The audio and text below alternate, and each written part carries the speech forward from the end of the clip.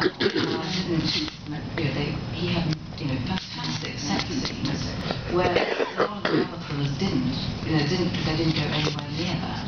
So he had relationships, and marriages. There weren't that many places to pick up that kind of factual information. But it's. I remember Leslie Thomas, the very good soldier. Remember that? That was very instructive. Yes. Yeah. That's the plan. Oh, it was a. Well, yes. You explain it. It was a normal-sized paperback, and it had possibly 2 or. That's the most important thing about it, isn't it? And it had maybe 2 or 3, a couple of paragraph sections of, steamy sex. And that book was passed around like crazy. Talk about paperbacks falling apart. It didn't really matter as long as you had the right 3 pages. Written by a crime writer. Yeah. Under a pseudonym. The other thing, from my perspective anyway, is you learn career secrets. Alistair MacLean, who I loved, for the first 7 or 8 books, the story of his career is he had tremendous success early on. He got a bit overwhelmed by it. He did that tax avoidance thing by going to Switzerland, where he basically became an alcoholic and fell apart, and the rest of his career was just awful. So there are negative lessons to be learned as well. And Freddie Forsyth, who I'm sure wouldn't mind me saying, he wrote Day of the Jackal, which was a stupendous book and a huge, huge hit. And his publisher offered him a huge sum of money to buy out the rights in perpetuity. In other words, it was like, here's a chunk of money, now we'll have the rights for the rest of the time. And it was a staggering sum of money, many, many, many years' worth of income. So he accepted it. Now he regrets it because that staggering sum of money was £20,000. And so, you learn things like that. And also Freddie had a problem when he did pretty well over his first 4 books, and he invested with one of these financial advisors called Tony Levitt, who stole it all. He was a friend. He was a good friend. And so he had to start all over again after 4 books. And whereas somebody like Jack Higgins wrote a whole rake of books before he wrote The Eagle Landers, and that 38, yes, yeah. Before he finally kind of hit on the just the right book at the right time. And the trick that I like the best is the Robert Ludlum trick, who wrote 21 books before he died and 32 after he died. So he used to ghostwriter then.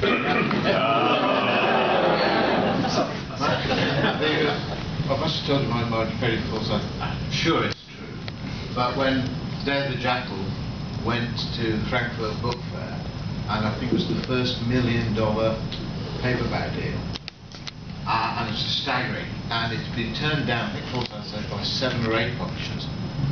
And one British publisher, who shall remain nameless, but used to have offices on Bedford Square, they came back from Frankfurt on the Monday morning, called all the staff together in the hallway and said, who turned down a book called Day of the Jackal? And at the back was handwritten up and said, get your coat. Fired on the spot. Apparently I heard one of his rejections for that book said, this book has no reader interest whatsoever. He did have, I once met one of the sales reps from Webster, who said he really did have terrible trouble selling it into the publisher's reps, because half of them said it's ridiculous because it didn't happen. And the other half said, well, it's actually a good story. But Zoe was right though. It was the first book that really intrigued you with the how to do certain little tricky things. Pickpocketing the passport in what was still called London Airport and so on. But then also concealing the other vital how-to. How is he going to get that rifle through the security cordon, which it was not revealed until afterward. It was a very expert blend of telling you a lot but withholding enough.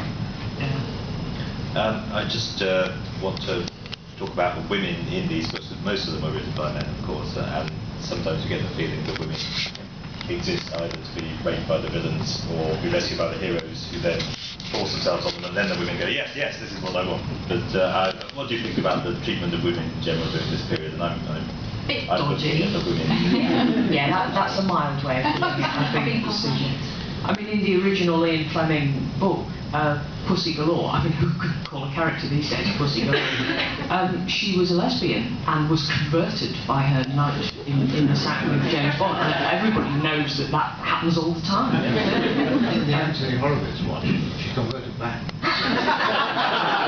Yeah, and that somehow strikes me as slightly more realistic. But I mean, so yeah, they weren't treated well. They were very much ciphers to scream in a firefight, twist their ankle, require rescuing, yes, tend the wounded, cook. And I read a relatively recent thriller where there was one female character amongst a bunch of guys who were all kind of mercenaries, and those were precisely her roles in the book. So it isn't quite dead yet. But to be fair to those early writers, excluding Ian Fleming, but to be, Forsyth, MacLean, and those early writers, they were forced to do it. They were required to do it by a publisher's perception of taste. Because in Day of the Jackal there is that dalliance at the chateau. Which is pretty ruthless in the end. Yeah, ruthless in the end, and that was required by the publisher. That was in a late draft. It had never existed before. And the same with MacLean. He was quite happy just to write all male adventures, but the publisher said, no, you've got to have some women in this. So they were not organic or integral, really. Yes, but I was just thinking, how did women eventually? I suppose things changed as in the 50s. Women were no longer as just as kind of put aside almost. And you're right that the guys are writing from a male viewpoint, and certainly on submarines, you don't have women, etc. But then when did the tide turn when women? I suppose they were of their time. I mean, Wilbur Smith, the same thing. But except he did have quite sassy women living in Africa, and they had huge personalities. Well, looking back culturally, it's one of the things that really depresses me about the 1950s is that a lot of lessons that had been learned during World War II were ignored. Because in a lot of different spheres, gays in the military, for instance, there were 14 million men in uniform between the UK and the US. And clearly a large number of those were gay. And I remember asking my father about it, who was the most repressed and normal and conventional guy. I mean, no way was he a progressive person or liberal. I once asked, when the controversy was first bubbling up, I remember asking him, were there homosexuals in the army when you were in the army? And he said, of course there were. And asking him as a representative of a very conventional guy, I said, how did you feel about it? And he said, why would I care? If you're in a foxhole and somebody brought you a can of ammunition, you didn't care what their sexual orientation was. So these lessons were learned, and women as well, because one of the story strands that I grew up on was the SOE stories, where there were tremendous numbers of incredibly brave women agents sent to Europe to horrific fates.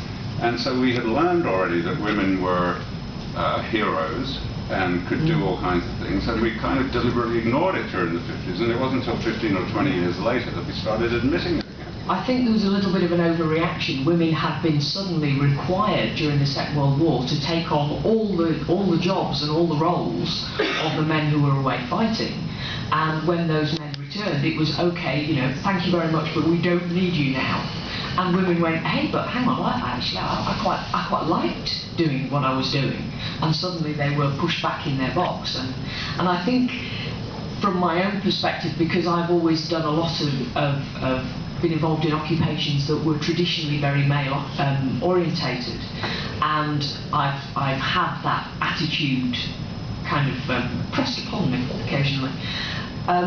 It's too close for comfort. I would rather read about something in the Victorian era and accept the attitudes towards the way women were back then, because it's that much further outside my experience, than I want to read about the way women were treated in the 50s and 60s now, because there was still that tail end continuing when I was growing up, and I kind of fought against that quite hard, really.